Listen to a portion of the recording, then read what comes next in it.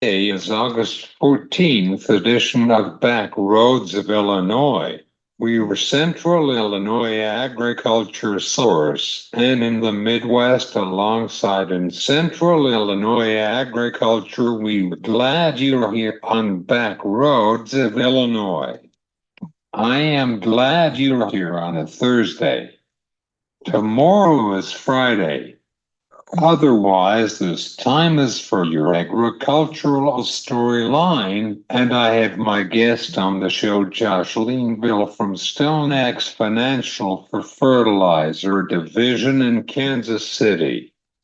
We were coming back with Josh Linville.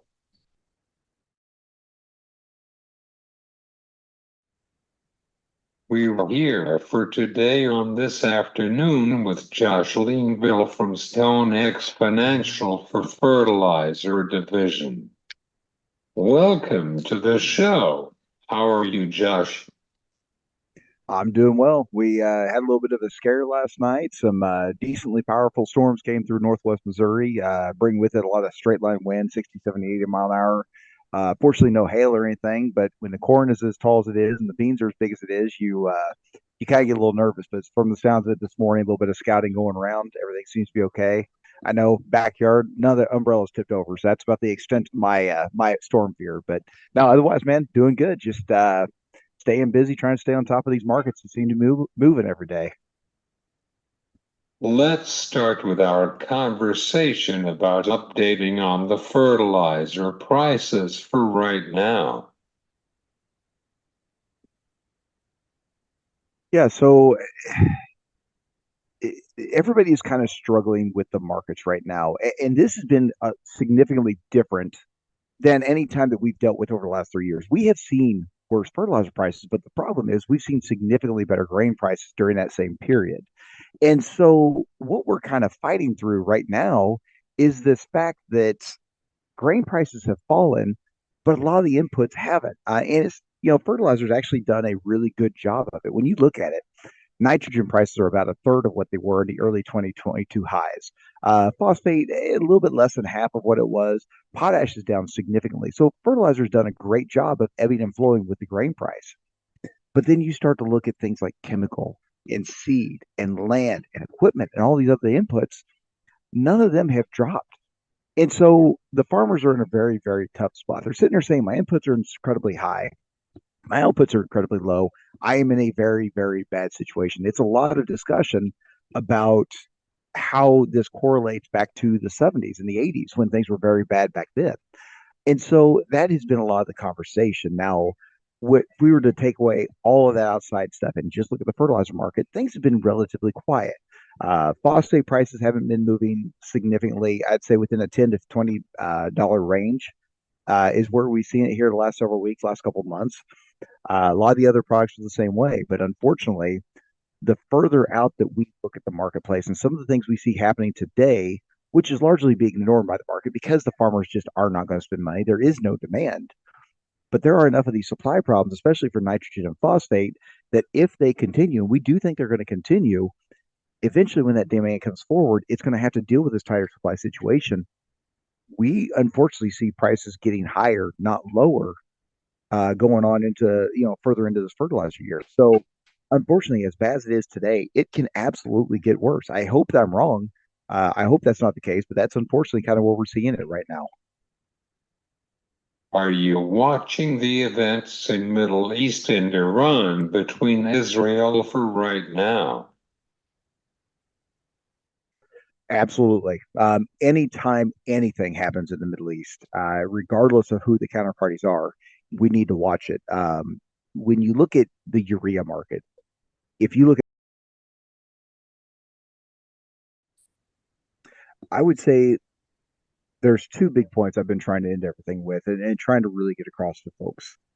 Number one is these are tough times, right? We're kind of in the middle of this great ag reset. We've enjoyed a few good years on grain prices and everything else. There's been some money made. And while it may not have been as much as everybody wanted to make it, it was profitable. We survived. We did pretty well. We were able to upgrade a lot of things.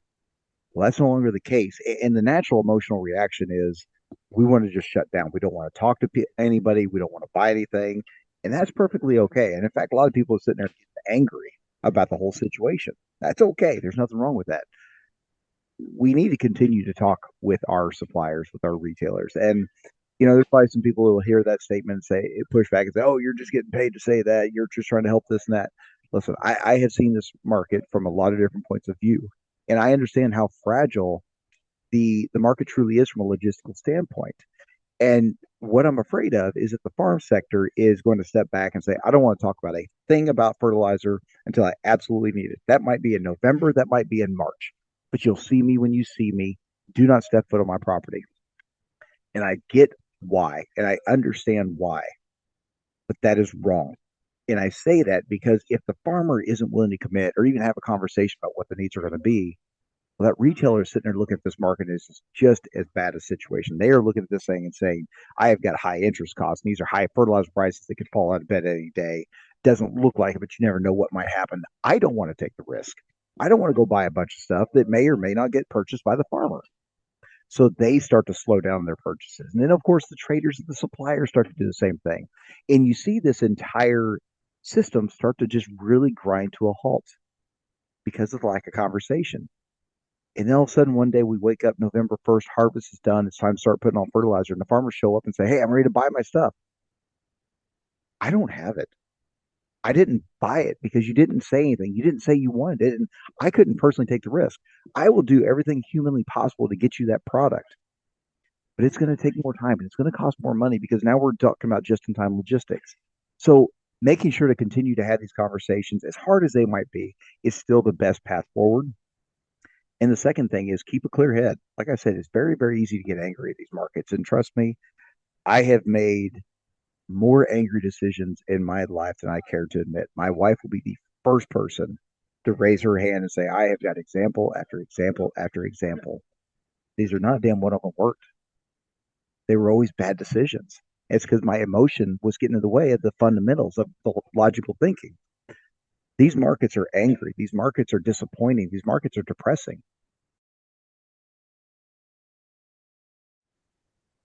Do you have any final thoughts? No, I think that's about it. Just those 2 points is the best thing I can tell people. Hey, this is a tough market. It's like I said, it's kind of in the middle of this great ag reset. We always knew this was going to come. The days of $6, $7, $8 corn was not going to last forever. As much as we could hope, hope isn't a strategy. Those days are gone, at least for right now. We'll probably see a cycle where it gets back up there, but today's not that day. Um, Level head, non-emotional decisions, things like that. Best thing we can say going forward.